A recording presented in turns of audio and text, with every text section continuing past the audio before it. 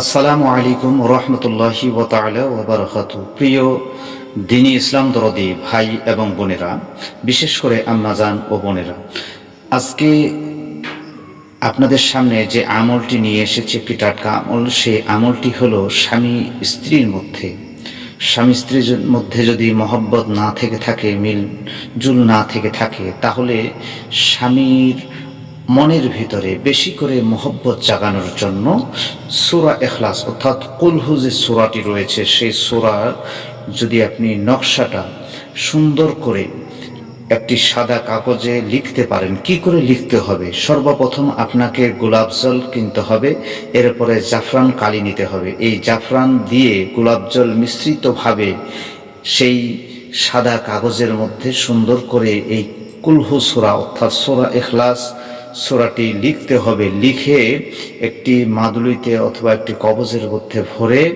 যেই গাছে ফল ধরে এবং মিষ্টি ফল ধরে সেই গাছের মধ্যে বেঁধে দিতে হবে।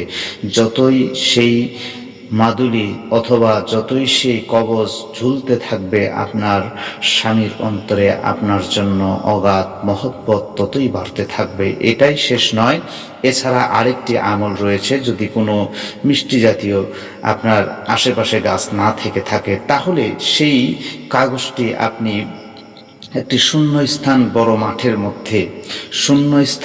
মাঠের মধ্যে একটি বড় আকারের পাথর নিয়ে সেই পাথরের ভিতরে প্রথমে আপনি তাবিজটা রাখবেন, তার উপরে বড় পাথরটি সেখানে চাপা দিয়ে রাখবেন।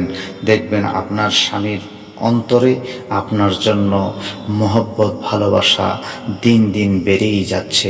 এটি একটি পরীক্ষিত আমল। আপনি আমলটি করবেন আর অবশ্যই কমেন্টের মধ্যে জানাবেন। আসসালামু আলাইকুম ওয়া রাহমাতুল্লাহ।